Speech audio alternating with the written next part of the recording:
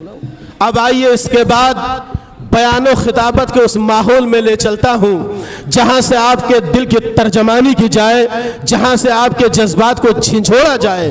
اور آج کے بیان و خطابت کی پہلی کڑی میں بنا کسی تمہید و تاخیر کے ایک ایسے عظیم مقرر تک پہنچنے کی جسارت، جرت، ہمت کر رہا ہوں جو درس و تدریس کا جوہر نایاب، علم و عمل کا ماہتاب و آفتاب، تحریک مدح صحابہ کے علمبردار، ملک ہندوستان کا ممتاز عالم دین، فخر ملت حضرت مولانا عبدالعلی صاحب فاروقی دامت برکاتہم العالیہ، محتمم دارالعلوم فاروقیہ کاکوری لکھنؤ ہے۔ میں بصد احترام حضرت والا سے ملتمس ہوں کہ حضرت والا اپنے مواعظ حسنہ سے سامعین کے قلوب کو منور و مجلہ فرمائیں۔ زورداری شعر کے ساتھ استقبال حضرت کا کہ ہلال بن کے جیو تم، مثال بن کے جیو، ہلال بن کے جیو تم، مثال بن کے جیو، نبی کے چاہنے والوں بلال بن کے جیو، اور زمانہ آپ کے قدموں میں سر جھکائے گا، علی کی شان عمر کا جلال بن کے جیو۔ حضرت مولانا عبدالعلی صاحب فاروقی دامت برکاتہم العالیہ مائک پر۔ بسم اللہ الرحمن الرحیم، نحمدک یا رب العالمین، والصلاة والسلام علی النبی الصادق الامین، وعلى آلہ واصحابہ الذین نجوم الہدایۃ والیقین۔ رب اشرح لی صدری ویسر لی امری واحلل عقدۃ من لسانی یفقہوا قولی۔ رب اشرح لی صدری ویسر لی امری واحلل عقدۃ من لسانی یفقہوا قولی۔ رب اشرح لی صدری ویسر لی امری واحلل عقدۃ من لسانی یفقہوا قولی۔ اما بعد فاعوذ باللہ من الشیطان الرجیم، بسم اللہ الرحمن الرحیم۔ انا نحن نزلنا الذکر وانا لہ لحافظون، صدق اللہ العلی العظیم۔ حضرات علماء کرام، اساتذہ اعظام، حفاظ اور قراء حضرات، عزیز طلباء، مائیں اور بہنیں،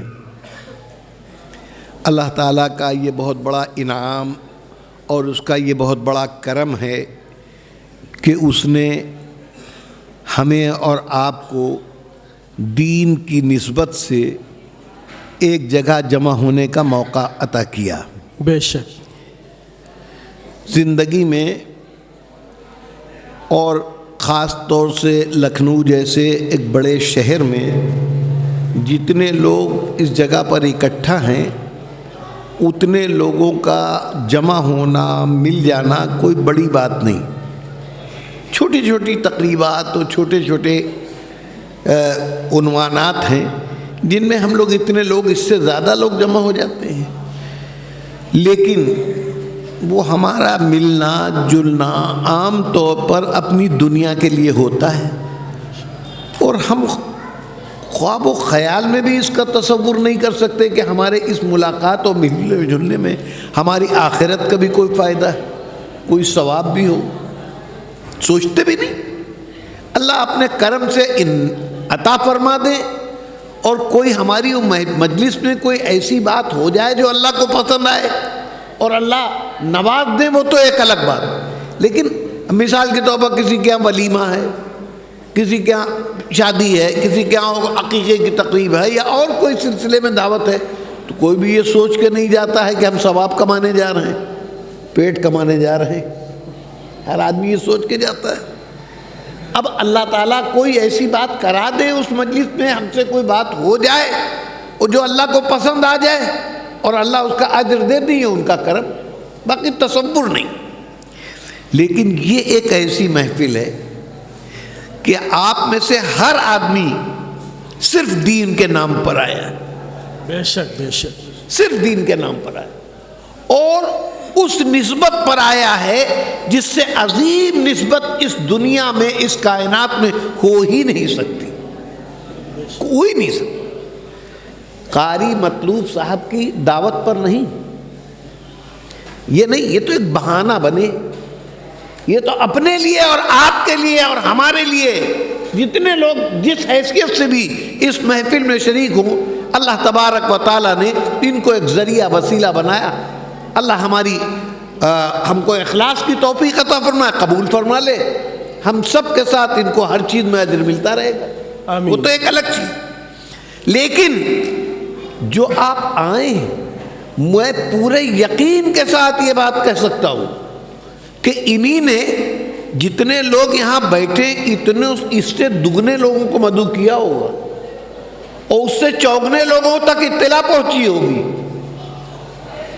کہ آج وہاں پروگرام ہے۔ لیکن ہر پھول کی قسمت میں کہاں ناز عروساں، ہے بے شک بے شک، ہر پھول کی قسمت میں کہاں ناز عروساں، کچھ پھول تو کھلتے ہیں مزاروں کے لیے بھی، بے شک بے شک، بہت خوب، بے شک، سب کے مقدر میں کہاں۔ یہ قرآن کے انوار کے جو پھول ہیں وہ جو یہاں بکھیرے جائیں گے، ہر سینہ اس قابل کہا کہ اس پر ان کی بارش ہو۔ بے شک، جس طریقے سے ابھی مجھے یہ بتایا گیا کہ صاحب ماشاءاللہ 75 طلبہ کی دستار بندی ہوگی، 75 طلبہ یہاں کے فارغین۔ بے شک، اب ظاہر ہے کہ یہ ایک برس کے نہیں ہیں، کئی برسوں کے ہوں گے، لیکن اب یہ بتائیں گے قاری صاحب اور ان کے جو اور اساتذہ کرام ہیں جن کے طلبہ ہیں، یہ کیا اتنے ہی لڑکے اس عرصے میں پڑھنے کے لیے آئے؟ نہیں، اس سے کہیں زیادہ آئے۔ کچھ نے 5 پارے پڑھے، ہمت ہار گئے چلے گئے، کچھ نے 10 پارے پڑھے، ہمت ہار گئے چلے گئے، کچھ نے پڑھنا ہی چھوڑ دیا، کچھ نے بس برائے نام پڑھا، یاد واد کچھ نہیں، ہم حافظ جی ہو گئے، بس زندگی بھر مصلے پر کبھی نہ جا پائیں گے۔ پھر وہی بات، انتخاب ہے اللہ کا، انتخاب ہے اللہ کا، ہر سینہ اس قابل نہیں۔ ایک بات سنیے، میں نے قرآن مجید کی ایک آیت کو عنوان کلام بنایا۔ اللہ تعالیٰ نے قرآن میں کہا اِنَّا نَحْنُ نَزَّلْنَا الذِّكْرَ وَإِنَّا لَهُ لَحَافِظُونَ، بے شک بے شک، ہم نے اس ذکر کو یعنی قرآن کو اتارا اور ہم ہی اس کی حفاظت کریں گے۔ بے شک بے شک، خوب سنیے، میں بہت لمبی بات نہیں کرنا چاہتا، نہ وقت ہے، مختصر بات کہتا ہوں۔ آپ سب لوگ یہاں موجود ہیں، ماشاءاللہ مسلمان ہیں، مسجد میں بیٹھے ہوئے ہیں، شاید ہی کوئی ایسا آدمی ہو جس کو یہ معلوم نہ ہو کہ قرآن کے علاوہ اور بھی اللہ کی کتابیں اللہ نے اتاری اس دنیا میں۔ خود قرآن مجید میں ذکر موجود ہے، حضرت موسیٰ علیہ السلام پر اللہ نے تورات اتاری، حضرت داؤد علیہ السلام پر اللہ تعالیٰ نے زبور اتاری، حضرت عیسیٰ علیہ السلام پر اللہ نے انجیل اتاری۔ اس کے علاوہ قرآن مجید میں صحف ابراہیم و موسیٰ کا ذکر ہے، بے شک، کہ موسیٰ اور ابراہیم پر اور صحیفے بھی اترے، ہم کو ان کے نام معلوم ہو یا نہ معلوم ہو۔ قرآن کوئی اکلوتی کتاب تو نہیں، 4 بڑی بڑی کتابیں جن کے نام سب کو معلوم ہیں، تورات، زبور، انجیل، قرآن، ٹھیک ہے۔ لیکن میں تورات اور زبور کی بات نہیں کرتا، لیکن انجیل کی خالی بات کر رہا ہوں کہ مجھے نہیں معلوم اپنے شہر لکھنؤ میں کہ یہودیوں کا، خبیثوں کا کوئی عبادت خانہ لکھنؤ میں ہے کہ نہیں ہے، اور ان کا کوئی ربی یہاں رہتا ہے کہ نہیں۔ الحمدللہ میں ناواقف ہوں، اپنی اس ناواقفیت پر فخر ہے۔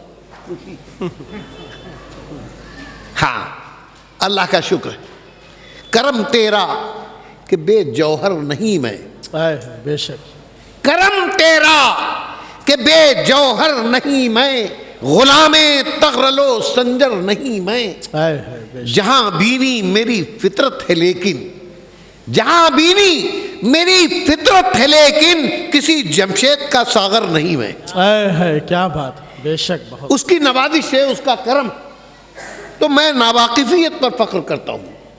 کچھ چیزوں کا نہ جاننا ہی فائدے مند ہوتا ہے۔ ہاں، لکھنؤ میں کتنے شراب خانے آپ کو نہ معلوم ہو تو خیریت ہے، جوئے کے اڈے کتنے ہیں نہ معلوم ہو تو اچھا ہے۔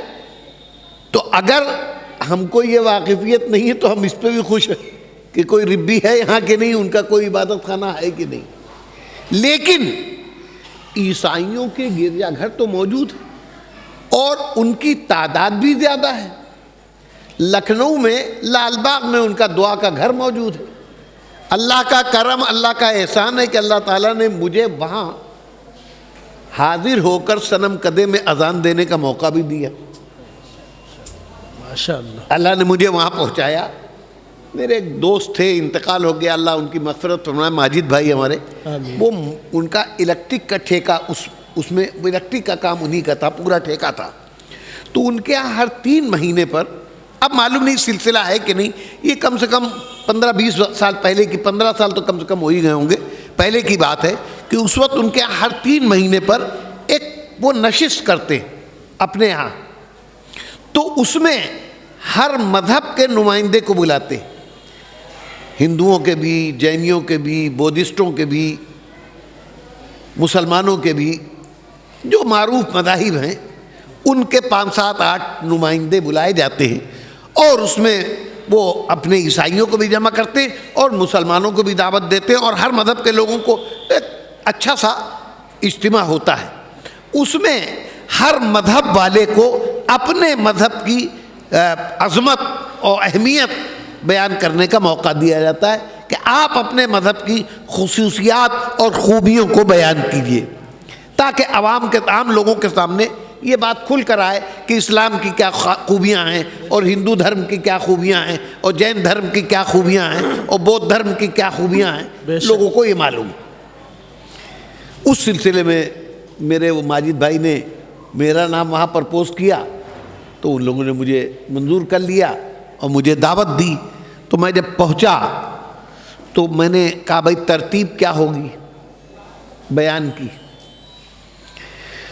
تو مجھے بتایا گیا، میں نے کرنا ہے۔ دیکھیے ظاہر داعی جو ہیں، یعنی وہ جو عیسائی ہیں، ان کا جو بشپ کہلاتا ہے، جو ان کا پادری ہے وہاں کا، وہ تو داعی ظاہر ہے کہ اس کی سب سے آخر میں اسپیچ ہوئے گی، یہ بات آخر میں خلاصہ۔ میں نے کہا ان سے پہلے میری ہوگی، میں سب کی سنوں گا پہلے۔ میں کہہ کے چلا گیا، معلوم نہیں میرے خلاف کسی نے کیا کہہ دیا، اور مجھے کوئی موقع نہیں ملے گا، پھر وہ جواب الجواب وہاں مناظرہ تو ہوگا نہیں جو میں بیٹھا رہوں، لہذا میں سب کی سن لوں پہلے اور پھر اس کے بعد میں کہوں گا۔ تو الحمدللہ پھر مجھے میری اس بات کو منظور کیا گیا، اور پھر سب نے اپنی اپنی بات کہی اپنے اپنے انداز میں، اور پادری صاحب سے پہلے اللہ نے مجھے توفیق دی، اور جو کچھ میں اسلام کی خصوصیات بیان کر سکتا تھا میں نے بیان کیا، اور پھر میں نے یہ کہا خاص بات کہ معاف کریں، حضرت عیسیٰ علیہ السلام کی اصل قدر ہم نے کی ہے، بے شک بے شک، اصل قدر ہمارے یہاں، اور پھر ہم نے اس کو اپنے حساب سے جتنا مجھے آتا تھا میں نے اپنے حساب سے بتایا۔ تو الحمدللہ آخر میں پادری صاحب کے راستے بند ہو چکے تھے، ان کے پاس سوائے اس کے کہ وہ گھوم پھر کے میری تائید کریں اور کچھ کہنے کے لیے تھا نہیں ان کے پاس۔ تو اللہ تعالیٰ نے مجھے موقع دیا اس بات کا کہ میں نے وہاں شرکت کی اور میں گیا۔ تو میں ایک بات یہ کہتا ہوں، اور میں نے یہ سوال وہاں بھی اٹھایا تھا کہ بھئی اللہ کی اتاری ہوئی کتاب آپ کے عقیدے کے حساب سے بھی، جس کو آپ کتاب مقدس کہتے ہیں اور ہم اس کو انجیل کے نام سے یاد کرتے ہیں، وہ ایک کتاب تھی نا، یہ اللہ نے ایک کتاب بھیجی تھی اپنے ایک نبی پر۔ اب آپ اپنے عقیدے کے ساتھ تو ان کو اللہ کا بیٹا کہیے یا جو کچھ کہیے، بہرحال وہ جو کچھ بھی تھے، اللہ نے ایک کتاب بھیجی تھی جس کا نام ہمارے ہاں انجیل بتایا گیا، ٹھیک ہے؟ لیکن خود میرے پاس، میں اپنی ذاتی بات کہتا ہوں، 4 انجیل موجود ہیں۔ متی کی انجیل، یوحنا کی انجیل، برناباس کی انجیل، سب میرے پاس موجود ہیں۔ تو یہ ایک کی 4 اور 5 کیسے بن گئی؟ بھائی سوال یہ، انجیل ایک کتاب اور سب میں ایک دوسرے کے خلاف مخالفت، کئی باتیں ایسی جو متی کی انجیل میں ہے، برناباس کی انجیل میں اس کے خلاف، اور ہر انجیل میں آخری پیغمبر حضرت محمد صلی اللہ علیہ وسلم کی آمد کا ذکر ہے۔ بے شک بے شک، سبحان اللہ۔ میں نے یہ بات وہاں بھی کہی، میں نے کہا مجھے یہ بتائیے کہ یہ ایک کی 4 اور 5 کیسے ہو گئی؟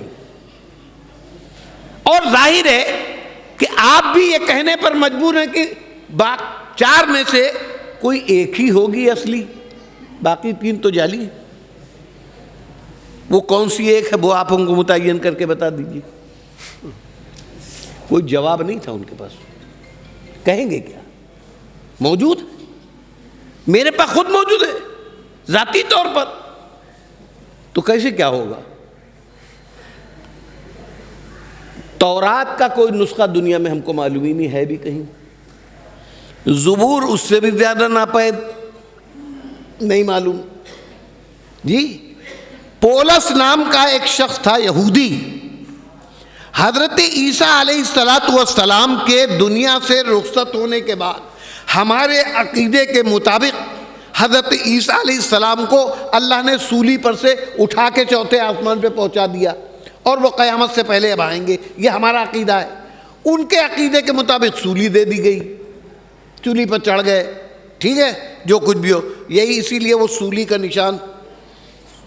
عجب معاملہ ہے، کسی کا بیٹا قتل ہو جائے، کسی کا باپ مار دیا جائے، تو کیا اس کے قتل کی نشانی کو فخر کے طور پر پیش کیا جائے گا؟ ارے بھائی وہ تو جب یاد آ جائے گی آنسو نکل آئیں گے، لوگ چاہتے ہیں کہ بھول جائیں، اور وہ سولی کا نشان بنائے ہوئے ہر جگہ، جیسے لگتا بہت بڑا فخریہ کارنامہ ہو گیا، مار دی گئی عیسیٰ تمہارے عقیدے کی وجہ۔ خیر وہ تمہارا ایک الگ چیز۔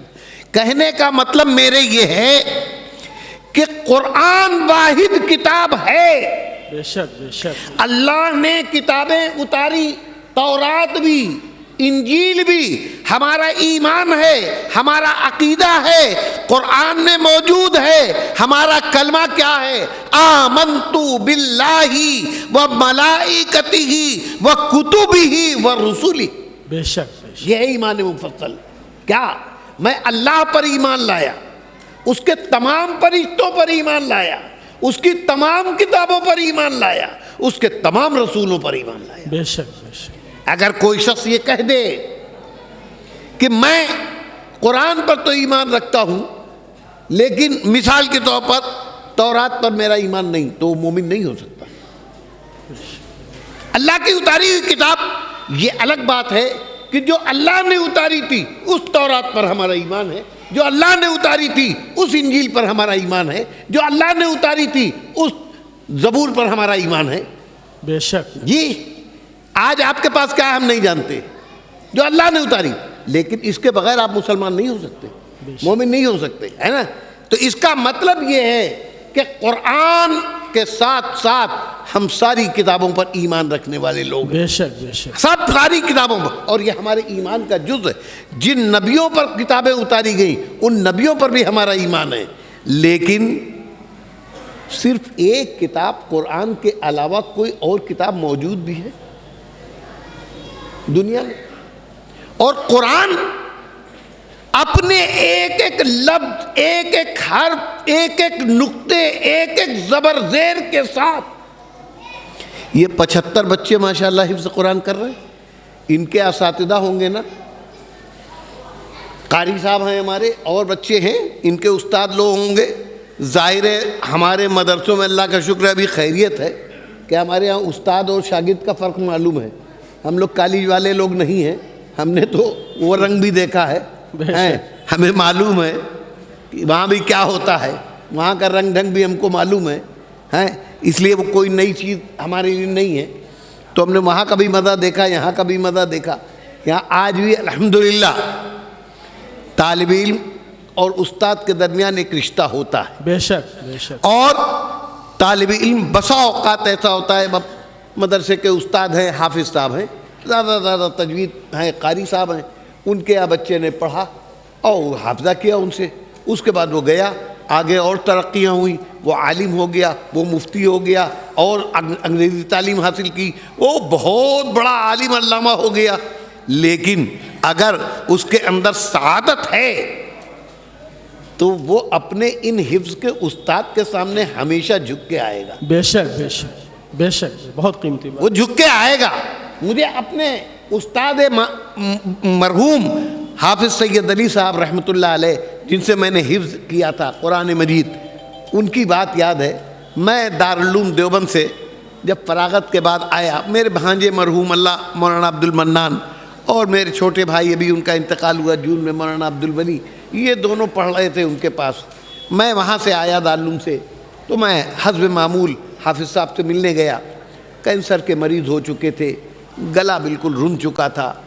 اور تو میں جب حاضر ہوا تو پہلی بات تو انہوں نے دو باتیں انہوں نے مجھ سے اس وقت کہیں, بہت تکلف سے بول پا رہے تھے, اور قرآن مجید ان کے ڈیسک کے اوپر کھلا ہوا رکھا تھا, اور ہم لوگوں کے وقت میں کھول کے کیا مطلب, دو لڑکوں کو بٹھاتے تھے, وہ ایک ادھر ایک ادھر, اور کان ایک کان ان کی طرف لگا, ایک کان ان کی طرف. مجال ہے کہیں کوئی نکل کے چلا جائے, یہ مہارت.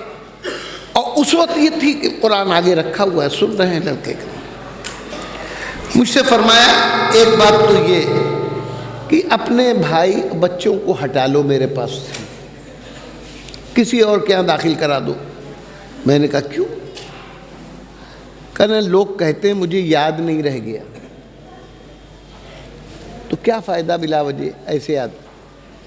میری واقعتاً آنکھ میں آنسو آ گئے. میں نے کہا حافظ جی آپ کیسی بات کر رہے ہیں, کیسی بات آپ کر رہے ہیں؟ وہ بدقسمت بد نصیب لوگ جو کہتے ہیں ہم تو نہیں ہٹائیں گے. اور دوسری بات جو انہوں نے فرمائی, بس وہ اصلی چیز ہے. میں بیٹھا جب, تو اب وہ دری اس زمانے میں اساتذہ کے لیے یہی ہوتا تھا کہ اساتذہ کا اعداد, باقی لڑکے جو ہیں ٹاٹ پہ بیٹھیں گے, استادوں کو ٹاٹ کے اوپر ایک دری بھی بچھا دی جائے گی. تو ان کی ایک دری بچھی ہوئی تھی, وہ طرف سر کے اور کہا تم یہاں بیٹھ جاؤ اپنے بغل میں. میں نے کہا نہیں, کہنے نہیں اب تم عالم ہو گئے ہو, تم عالم ہو گئے ہو, تم یہاں بیٹھ جاؤ.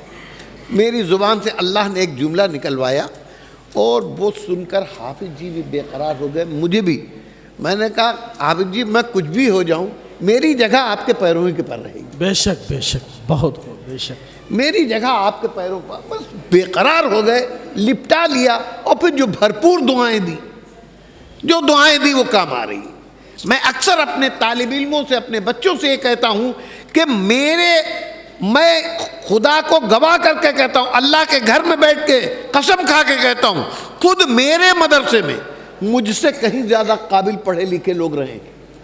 میرے ایک ساتھی مولانا فضل الرحمان صاحب گونڈوی رحمۃ اللہ تعالیٰ علیہ تھے, میرے نور العلوم بہرائچ سے لے کر اور دیوبند تک ساتھی تھے, بہت قابل آدمی, اور آخر عمر میں بالکل وہ نابینا ہو گئے تھے.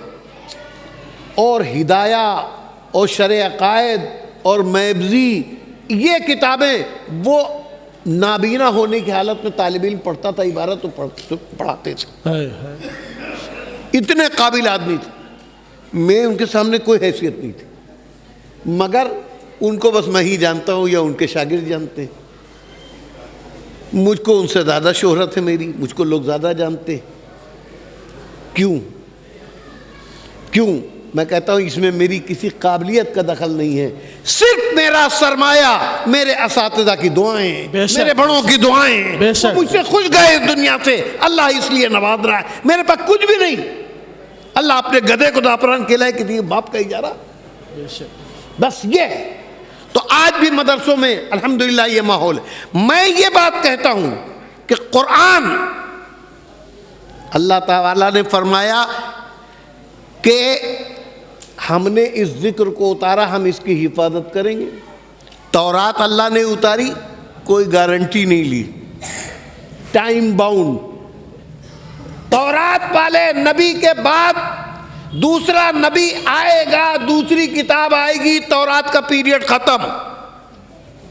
بے شک انجیل آ گئی، اب انجیل کتاب ہدایت ہے، کتاب عمل ہے، اور حضرت عیسیٰ کی تعلیمات پر عمل ہوگا۔ حضرت موسیٰ کا پیریڈ ختم، تورات کا پیریڈ ختم۔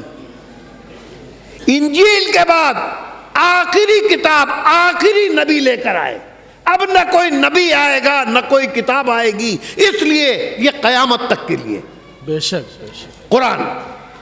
اسی لیے اللہ تعالیٰ نے تورات بھیجی، باقی رکھنے کی گارنٹی نہیں لی، انجیل بھیجی، باقی رکھنے کی گارنٹی نہیں لی، زبور بھیجی، باقی رکھنے کی گارنٹی نہیں لی، قرآن بھیجا، باقی رکھنے کی گارنٹی لی۔ اِنَّا نَحْنُ نَزَّلْنَا الذِّكْرَ وَإِنَّا لَهُ لَحَافِظُونَ، ہم نے اس ذکر کو اتارا، ہم اس کی حفاظت کریں گے۔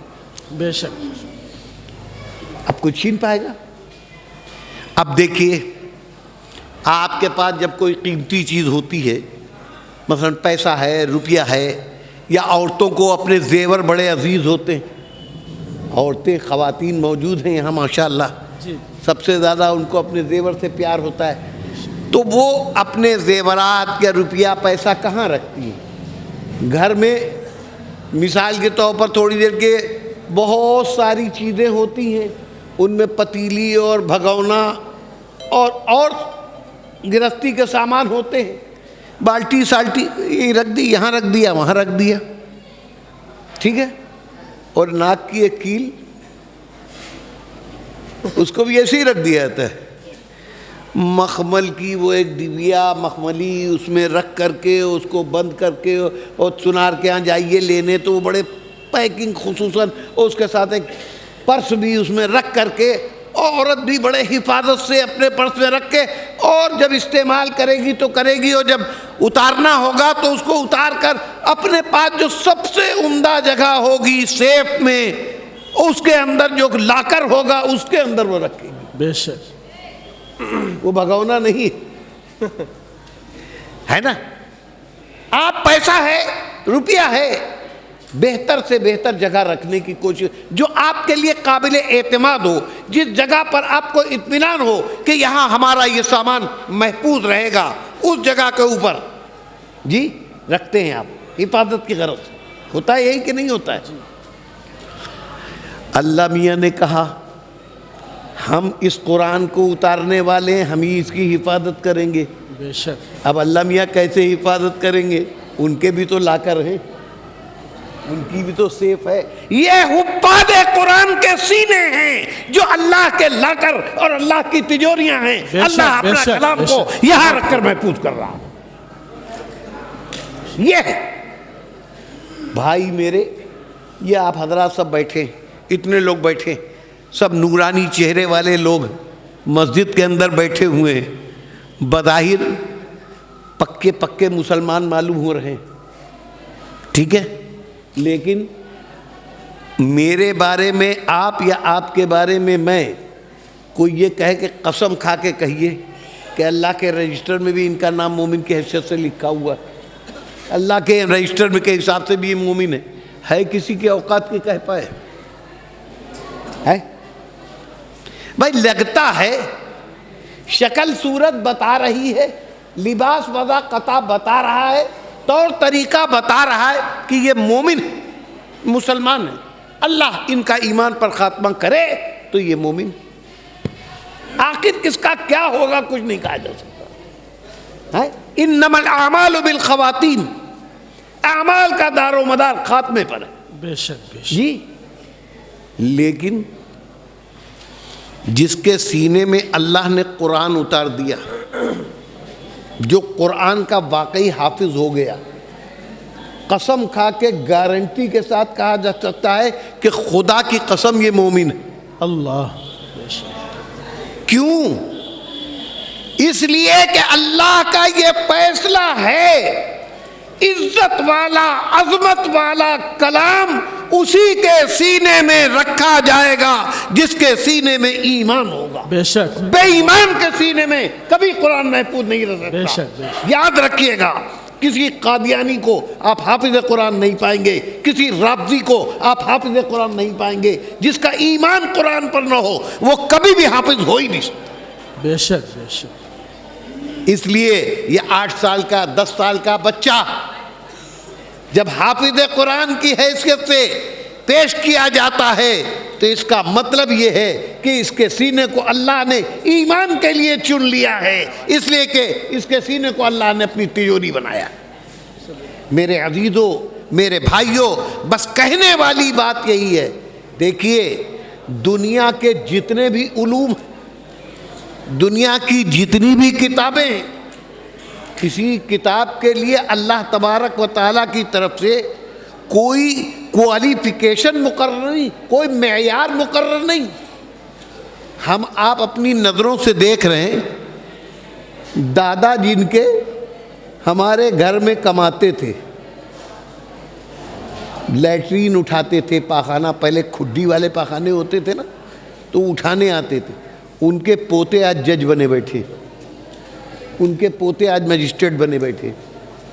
کسی کے رحم و کرم پر تھوڑی, کسی کے رحم و کرم پر تھوڑی ہوں گے دادا. لیکن پوتے نے وہ علم حاصل کیا, وہ صلاحیت پیدا ہوئی, لا کیا, اس نے اپنی صلاحیت کے ذریعے امتحان دیا, اعلیٰ نمبرات سے کامیاب ہوا, جج بن گیا, IAS افسر بن گیا, IPS افسر بن گیا, IRS بن گیا, یہ بن گیا, وہ بن گیا. نہ جانے کتنے آپ کو ملیں گے, کتنے آپ کو ایسے ملیں گے کہ جن کے بارے میں آپ جانتے ہیں کہ کس خاندان سے تعلق رکھتے ہیں, ان کے باپ دادا کیا تھے, آج وہ ان کے سامنے آپ کو ہاتھ باندھ کے کھڑا ہونا پڑتا ہے. جی کیوں؟ اس لیے کہ لا کی ڈگری حاصل کرنے کے لیے اللہ تبارک و تعالیٰ نے اس دنیا میں کوئی کوالیفیکیشن مقرر نہیں کی ہے. جو بھی چاہے وکیل بن سکتا ہے, جو بھی محنت کرے گا مجسٹریٹ بن سکتا ہے, جو بھی محنت کرے گا وہ IAS اور PCS ہو سکتا ہے. بے شک بے شک. لیکن قرآن کے حافظ کے لیے کوالیفیکیشن مقرر ہے, ہر ایک کو نہیں ملے گا, ہر ایک کو نہیں ملے گا. پہلے اپنے سینے کو پاک کرو, ایمان کی سے سینے کو منور کرو, تب تم کو قرآن ملے گا. بے ایمان کو قرآن نہیں ملے گا. بے شک. یہ کوئی معمولی چیز ہے, ہم آپ ہلکے میں لے لیتے ہیں. بھائی قرآن کا حافظ ہی تو ہے, لیکن یاد رکھیے گا وہ اللہ کا انتخاب ہے, اللہ کی تجوری ہے, اللہ کا خزانہ ہے. اللہ نے اس کے سینے کو اپنے قرآن کی حفاظت کے لیے منتخب کیا ہے. یہ ہے قرآن کے حافظ کا مقام, اور یہ ہے قرآن کے حافظ کا درجہ. اسی لیے اللہ تبارک و تعالیٰ نے فرمایا, ایک روایت کے مطابق 7, دوسری روایت کے مطابق 10, ایک حافظ قرآن کے 10 قریبی رشتہ دار جو جہنم کے حقدار ہو چکے تھے اپنی بدعمالیوں کی وجہ سے, حافظ قرآن کی شفاعت پر اس کے طفیل اور اس کے صدقے میں وہ 10 جنت بھیجے جائیں گے. بے شک. اللہ. ماں باپ ہیں, دادی دادا ہیں, نانی نانا ہیں, یہ سب اسی میں شامل ہیں. جی ایک حافظ اپنے ہی لیے نہیں, اس کا خود کیا مقام ہوگا, جس کی شفاعت کے اوپر ماں باپ بخشے جا رہے ہیں, جس کی شفاعت کے اوپر دادی دادا بخشے جا رہے ہیں, جس کی سفارش کے اوپر نانی نانا بخشے جا رہے ہیں, اس کا خود مقام کیا ہوگا. کوئی اور ڈگری ہے ایسی؟ ہے کوئی ڈگری اس دنیا میں جو, ٹھیک ہے کسی باپ کا بیٹا مجسٹریٹ ہو گیا, ٹھیک ہے باپ کے نام سے اس کی ایک عزت ہے, مجسٹریٹ صاحب کا ابا آئیے, بس یہی تو ہے, اور کیا ہے, اس کے علاوہ اور کیا ہے, کچھ نہیں. لیکن ان کو کوئی پاور تھوڑی مل گیا, پاور مجسٹریٹ صاحب کے ہاتھ میں ہے, ان کے ابا کے ہاتھ میں پاور نہیں ہے, ان کی اماں کے ہاتھ میں پاور نہیں ہے. لیکن جو قرآن کا حافظ ہو گیا اس کی اماں کو بھی پاور مل گیا, اس کے ابا کو بھی پاور مل گیا, اس کے نانا کو بھی پاور مل گیا, اس کی نانی کو بھی پاور مل گیا, اس کے دادا کو بھی پاور مل گیا, اس کی دادی کو بھی پاور مل گیا. بے شک. اللہ نے اپنی رضا کا پروانہ دے دیا. یہ تھوڑی بات ہے, یہ چھوٹی بات ہے. میرے بھائیوں, ایک بات اور میں آپ سے کہتا ہوں, اللہ تبارک و تعالیٰ ہی کی دنیا بھی ہے اور اللہ ہی کا دین بھی ہے. یہ دنیا ہمارے لیے, یہ بات نہیں, دینداری کا یہ مطلب نہیں کہ دنیا سے آپ کا کوئی رشتہ نہ ہو, نہ. اللہ تبارک, اللہ سب سے زیادہ محبوب دعا اور جامع الادعیہ, دعاؤں کی جامع دعا, سب سے عام دعا کیا ہے؟ ربنا آتنا فی الدنیا حسنۃ وفی الآخرۃ حسنۃ وقنا عذاب النار. یہ جامع الادعیہ, ساری دعاؤں کا لب لباب آ گیا. اس کا ترجمہ کیا ہے؟ اے اللہ, ہم کو دنیا کی بھلائی عطا کر دیجئے, اور ہم کو آخرت کی بھلائی عطا کر دیجئے, اور ہم کو جہنم کی آگ سے بچا لیجئے. یہ دعا ہے. دنیا کیونکہ پہلے ہے, اس لیے اللہ میاں نے دعا میں بھی رکھا آتنا فی الدنیا حسنہ. دنیا بھی چاہیے. ہاں, یہ نہیں ہے کہ ہمارے لیے لا رہبانیت فی الاسلام, اسلام میں ترک دنیا نہیں, جوگی بننے کی ضرورت نہیں. جی نکاح نہیں کریں گے. اللہ کے نبی صلی اللہ تعالی علیہ وسلم کو اطلاع ملی, ان کے 3 صحابی کے بارے میں خبر ملی کہ صاحب تینوں نے, ایک نے یہ طے کیا کہ بھی اب ہم آج کی تاریخ سے پوری رات جاگیں گے, سوئیں گے نہیں, اللہ کی عبادت کریں گے ساری رات. دوسرے نے کہا اب آج کے بعد ہم کوئی روزہ چھوڑیں گے نہیں, ہر دن روزہ ہی رکھیں گے, افطار کریں گے. تیسرے نے کہا سارے فساد کی جڑ بیوی بچے ہوتے ہیں, جب تک آدمی اکیلا رہتا ہے ٹھیک رہتا ہے, جب بال بچے والا ہو جاتا ہے تو دنیا اس کو گھیر لیتی ہے, جیسے یہ بیٹھے ہیں پیچھے اولیاء اللہ, سمجھے آپ. تو اب انہوں نے کہا ہم شادی نہیں کریں گے. اللہ کے نبی صلی اللہ تعالی علیہ وسلم کو اطلاع ملی, تینوں کو طلب کیے, کہا تم ہو وہ جس نے یہ کہا ہے کہ ساری رات عبادت کریں گے اور جاگ سوئیں گے نہیں؟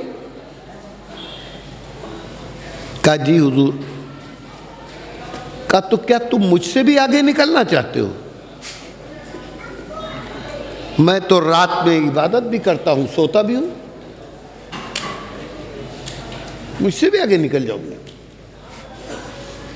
یہ کوئی عبادت نہیں. اللہ نے خود قرآن میں فرمایا ہے وَجَعَلْنَا اللَّيْلَ لِبَاسًا وَجَعَلْنَا النَّهَارَ مَعَاشًا. تو رات تو اللہ نے آرام کے لیے بنائی, تم آرام ہی نہیں کرو گے, اللہ کے قانون کے خلاف کرو گے, وہ پھر سمجھ رہے ہو اللہ خوش ہوگا؟ بالکل نہیں خوش ہوگا. اور تم ہو وہ کہ جس نے یہ طے کیا کہ اب روزہ رکھیں گے نہیں, وہ افطار کریں گے نہیں. میں تو افطار بھی کرتا ہوں, روزہ بھی رکھتا ہوں. کہاں جانا چاہتے ہو؟ آگے بڑھو گے. اور تم ہو وہ جس نے یہ طے کیا ہے کہ شادی نہیں کریں گے. میں نے تو شادی بھی کی, میرے بھی بچے بھی ہیں, میری بیویاں بھی ہیں, میرا گھر بھی ہے, میں اپنے گھر والوں سے محبت بھی کرتا ہوں, بال بچوں کی پرورش بھی کرتا ہوں, ان کے پاس جاتا بھی ہوں, ان کے ساتھ رہتا بھی ہوں. مجھ سے آگے نکلنا چاہ رہے ہو؟ کہا یہ دینداری نہیں. تو اس دین میں دین فطرت ہے, یہ فطرت کے تقاضوں کی پوری رعایت ہے, مضبوط رعایت, ترک دنیا نہیں. عیسائی مذہب ہے مثلا, ان کے یہاں راہب ہوتے ہیں, راہب جو ان کے ہاں ننیں ہوتی ہیں لڑکیاں, وہ طے کر لیا کہ اب یہ گویا گرجا گھر کے لیے وقف ہے, شادی نہیں کریں گے. اور اسی طرح مردوں میں وہ راہب کہلاتے ہیں جو ترک دنیا. ان کا جو پوپ ہوتا ہے, جو سب سے بڑا پوپ ہے جو اٹلی میں ہے, وہ غیر شادی شدہ, شادی شدہ کوئی نہیں ہو سکتا پوپ. پوری زندگی تجو تب جا کے تم کو مذہبی مقام ملے گا. ہے اسلام میں ایسا کچھ نہیں. اللہ کہتا ہے دنیا بھی تمہارے لیے ہم نے بنائی ہے، اس لیے مانگو اور کہو ربنا آتنا فی الدنیا حسنہ، بے شک بے شک، اور آخرت چونکہ بعد میں ہے اس لیے وفی الآخرۃ حسنہ، بے شک، اور سب سے بڑا خلاصہ یہ کہ وقنا عذاب النار، ہم کو جہنم کی آگ سے بچا لیجیے۔ اللہ تبارک و تعالیٰ نے یہ دین فطرت، اس لیے فطرت کے تقاضوں کی رعایت یاد رکھیے گا، مگر اب آپ سمجھیے دنیا دینے کے لیے اللہ تعالیٰ نے کوئی کوالیفیکیشن، کوئی معیار مقرر نہیں کیا۔ آپ کے اسی محلے میں، آپ کے جان پہچان والے لوگوں میں ایک سے ایک قابل اور پڑھے لکھے لوگ ہوں گے جو بیچارے بس کسی طرح گھسیٹ گھساٹ کے اپنی زندگی کی گاڑی چلا رہے ہیں، اور آپ کے علم میں نہ جانے کتنے ایسے جاہل لوگ ہوں گے جو اپنا نام بھی صحیح نہیں لکھ پاتے ہیں اور کروڑوں میں کھیل رہے ہیں، اربوں میں کھیل رہے ہیں، بہت بڑے بلڈر ہیں اور بہت بڑے بیٹھے ہیں، سمجھے آپ؟ ہاں، اس طرح ہے نا، کتنے لوگ آپ کو ملیں گے ایسے، کیوں؟ اس لیے کہ اللہ نے دنیا دینے کے لیے کوئی کوالیفیکیشن مقرر نہیں کی، کوئی معیار مقرر نہیں کیا، سب کو ملے گی، خالی مسلمان کو نہیں، غیر مسلم کو بھی ملے گی۔ یہی نہیں، اللہ کو ماننے والوں کو بھی ملے گی اور انکار کرنے والوں کو بھی ملے گی، ملحد ہو، کمیونسٹ ہو، خدا کو نہیں مانتے ہو، اس کے وجود کا انکار کرتے ہو، پھر بھی تم کو دنیا دے دی جائے گی۔ کیوں؟ ردی چیز، ردی ٹکڑا، کیا اس کی پرواہ، جاؤ جس کا جی چاہے لو۔ لیکن آخرت اس کے لیے ان الذین آمنوا وعملوا الصالحات کانت لہم جنات الفردوس نزلا، بے شک، ایمان لاؤ، اعمال صالحہ کرو، تب جنت کے حقدار بنو گے، تب رضا الہی کے حقدار بنو گے۔ یہ بات ہے۔ تو بھائی میرے، قرآن بھی ہر ایک کو نہیں ملے گا، دین بھی ہر ایک کو نہیں ملے گا، قسمت والے لوگ ہیں۔ دیکھیے اللہ تبارک و تعالیٰ نے مقدر میں جو رکھا ہے وہ تو مل کے رہے گا۔ آپ یہ نہ سمجھیے، یہ مولوی لوگ جو ہیں، آپ کیا سمجھ رہے ہیں؟ بہت سے لوگ کہتے ہیں کہ ہم مدرسوں میں پڑھائیں گے، ملے گا کیا؟ ملے گا کیا بتائیں؟ جو مولانا علی میاں کو ملا وہ ملا کسی کو اب تک؟ کسی کو نہیں۔ مولوی تو تھے خالص، کسی یونیورسٹی میں پڑھا بھی تھا انہوں نے، لیکن دینی اعتبار سے بھی اور دنیاوی اعتبار سے بھی زندگی کے آخری دور میں، وفات سے ایک لمبا عرصہ پہلے، ابو ظہبی کے بادشاہ نے ایوارڈ دینے کا اعلان کیا، رمضان کی 23 تاریخ رکھی، 23 غالباً، حضرت مولانا علی میاں صاحب رحمۃ اللہ علیہ کو پوری دنیا میں دعوت دے دی، سارے بادشاہوں کو، لوگوں کو بلا لیا، اور اس کے بعد حضرت مولانا کے پاس درخواست بھیجی۔ حضرت مولانا نے فرمایا میں تو نہیں آ پاؤں گا، میرا تو عشرہ آخری تکیے پر گزرتا ہے، میں اعتکاف میں رہتا ہوں۔ پریشان ہو گیا، اپنے بھائی کو بھیجا خوش آمد کرنے کے لیے۔ غلطی ہو گئی، آپ سے پہلے اجازت نہیں لی تھی، لیکن اب تو ہم نے پوری دنیا میں مدعو کر لیا، لوگوں کو ذلت سے بچا لیجئے۔ حضرت مولانا نے فرمایا بھائی میں کیسے، لیکن خیر اس کی خوشامد پر فرمایا کہ بھائی میں ایک دن سے زیادہ وقت نہیں دے پاؤں گا۔ جی، اس بادشاہ کا اپنا جہاز لکھنؤ آیا، پہلا جہاز تھا جس کے ذریعے لکھنؤ کا ایئرپورٹ انٹرنیشنل ایئرپورٹ بنا۔ اس وقت تک ڈومیسٹک ایئرپورٹ تھا، ملک کے اندر کے جہاز چلتے تھے، ملک کے باہر کوئی جہاز نہیں گیا تھا، لیکن پہلا جہاز تھا جس کے اندر بیٹھ کر کوئی آفس بھی نہیں تھا، امیگریشن کی کارروائی جہاز میں بیٹھ کر کی گئی۔ اللہ اکبر۔ اور کیفیت یہ تھی کہ جیسے بس جیسے ٹیمپو آواز دی جا رہی تھی جو پاسپورٹ لے کے آیا ہو چلا جائے، امیگریشن ہو جائے گا۔ ایک صاحب رخصت کرنے کے لیے گئے تھے، مولانا کو لنگی پہن دی، اتفاق سے پاسپورٹ جیب میں تھا، نکال دیا انہوں نے، وہ بھی چلے گئے۔ کیا سمجھے؟ ملی کسی کو یہ عزت؟ 1,55,00,000 روپے نقد ملے تھے مولانا کو اس میں،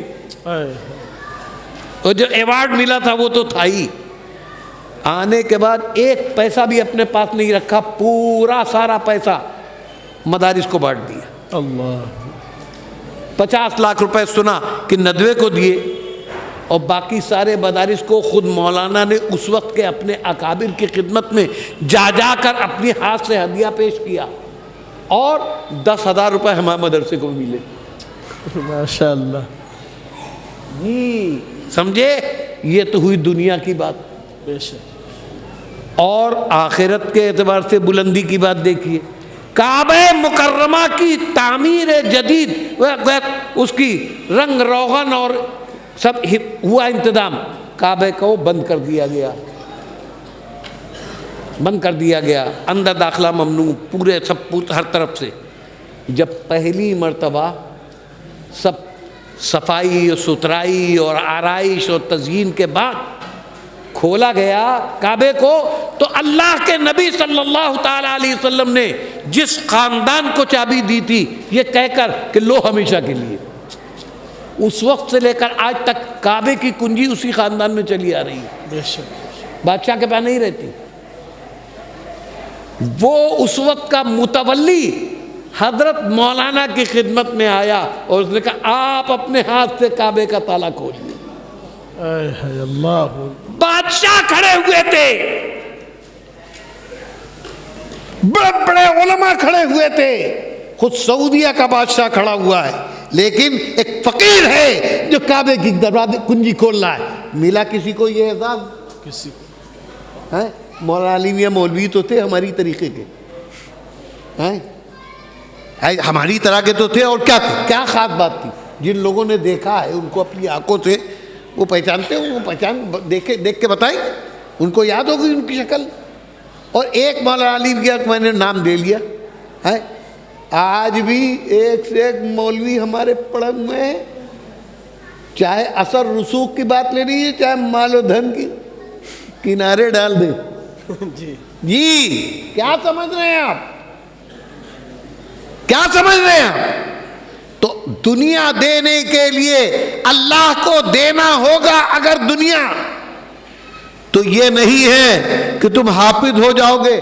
بقول حضرت مولانا قاری صدیق احمد صاحب باندوی رحمت اللہ علیہ کے، حضرت نے ایک مرتبہ ہمارے یہاں مدرسے کے جلسے میں تقریر کرتے ہوئے فرمایا تھا، تم کیا سمجھتے ہو قرآن کے حافظ ہونے کے بعد، قرآن کا قاری ہونے کے بعد، مولوی ہونے کے بعد کیا اپاہج ہو جاتا ہے، پیروں پر ہاتھوں پر فالج گر جاتا ہے؟ کیا وہ کما نہیں سکتا ہے؟ ایک مونگ پھلی والا مونگ پھلی کا ٹھیلا لگا کر صبح سے شام تک جتنا کما لیتا ہے، ایک پان کی گمٹی والا صبح سے شام تک جتنا کما لیتا ہے، ایک مدرسے کا مدرس صبح سے شام تک حفظ کراتا ہے، محنت کرتا ہے، اس کو اتنا بھی نہیں مل پاتا۔ وہ ایثار کر رہا ہے، وہ قربانی کر رہا ہے، اس کی قدر کرو۔ اگر اس نے چھوڑ دیا تمہارے دین کا کون محافظ ہو؟ بے شک۔ یہ جو یہاں ہمارے قاری مطلوب صاحب نے مدرسہ کھولا، کوئی دوسرا بزنس بھی تو کر سکتے تھے، اس کے لیے کوئی قابلیت دوسری چاہیے کیا؟ دوسرے قسم کے آدمی ہوتے کیا؟ یا ان کے ادارے سے جو لگے ہوئے مولوی لوگ ہیں، ہم پورے دعوے کے ساتھ یہ بات کہہ سکتے ہیں اپنے مدرسوں کے معیار کو سامنے رکھ کر، کوئی ایک بھی استاد ایسا نہیں ہوگا جس کو 25,000 روپے مہینہ ملتا ہو، کوئی ایک بھی نہیں ہوگا، پورے پکی بات ہے، سمجھے آپ؟ اور یہ ایک صاحب بیٹھے ہوئے ہیں، ان جیسے لوگ 25,000 روپے اگر مہینہ آتا تو کہتے ہیں کچھ ہو ہی نہیں رہا ہے۔ آج کل بہت گھاٹے میں جا رہے ہیں، سمجھے آپ؟ بہت گھاٹے میں جا رہے ہیں۔ بتائیے 25,000 50,000 روپے مہینہ آج کے دور میں کسی کی 50,000 روپے مہینے کی آدمی آمدنی ہے تو اس کو کوئی گنتی میں شمار بھی کرتا ہے؟ یہ کوئی قابل ذکر آدمی 50,000 روپے مہینہ کیا ہوا؟ کوئی بہت بڑا آدمی ہو گیا؟ کچھ بھی نہیں جی. لیکن ایک مولوی 10,000 روپے مہینہ تنخواہ مل رہی، وہ دیکھ لیجئے، کپڑے دیکھیے، دیکھ لیجئے، جھلمل جھلمل، اور لڑکے بھی اور بیوی بھی ہیں، محفل میں جائیں تو معلوم 50,000 روپے مہینے سے آگے ہیں. کیا ہے یہ کیا ہے؟ یہ اللہ کی طرف سے دی ہوئی برکت ہے. اسی کا بے شک بے شک بے شک، بہت خوب. من کان للہ کان اللہ لہ، جو اللہ کا ہو جائے اللہ اس کا ہو جاتا ہے. دلوں میں عزت بیٹھتی ہے. ایک مسجد کا امام جب مسجد میں نماز پڑھاتا ہے، صبح کو نکلتا ہے، 4 لوگ اس کو سلام کرتے ہیں، امام صاحب چائے پی لیجئے، امام صاحب ناشتہ کر لیجئے، دعوت ہو رہی ہے، لڑکے کا ولیمہ ہے، فلانا ہے، تمام لوگ بلائے جا رہے ہیں. ارے بھائی اپنے امام صاحب کو بھی بلا لو. یہ کیا ہے؟ کس نے ڈالی ہے عزت؟ یہ عظمت ہے، نظر انداز نہیں کر پاؤ گے تم. اور میں تو اکثر یہ بات کہتا ہوں، ہمیں چھوڑ کے تم رہو گے کہاں؟ بے شک. بھائی پیدا ہو تو ہماری ضرورت، آئیے اذان دینے. نکاح کا وقت آئے تو ہماری ضرورت، جج صاحب کا بیٹا ہو تو بھی نکاح خود نہیں پڑھائیں گے جی. افسر کا بیٹا ہو، وکیل صاحب کا بیٹا ہو، مسجد کا محلہ بلایا جائے گا، نکاح اسی سے پڑھوایا جائے گا جی. مر جاؤ تو جنازے کے لیے ہم ہی کو بلاؤ گے، تو زندگی سے لے کر موت تک ہمارا ساتھ ہے، ہم کو چھوڑ کے جیو گے کیسے؟ ہم نہیں ہوں گے، خیریت نہیں رہے گی تمہاری. بے شک. ہم نہیں رہیں گے، تمہارے بچے کے کان میں اذان کون دے گا؟ ہم آئیں گے اذان دینے کے لیے. تو ہم کو ایک وکیل صاحب، اللہ تعالیٰ زندگی بھر ان سے بچائے رکھے تو بہت بڑھیا ہے. یوں نجی تعلقات میں اچھا ہے، لیکن ان کے پیشے کے لحاظ سے اللہ کبھی کچہری نہ لے جائے، ہے نا. لیکن ہم دکان کا افتتاح ہو رہا سے آ جائیے، کوئی موقع ہے تو بھائی میرے، یہ سب اپنے دین کی وجہ سے اللہ نے عزت دی ہے. اس لیے قدر کیجئے ان لوگوں کی.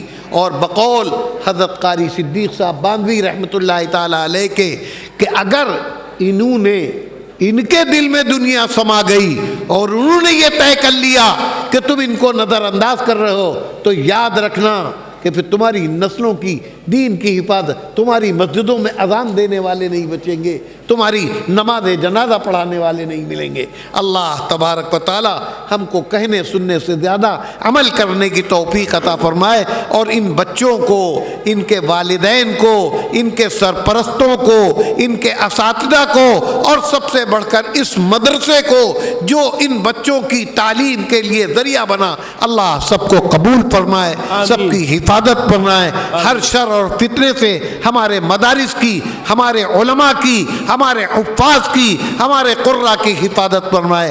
آمین یا رب العالمین برحمتک یا ارحم الراحمین.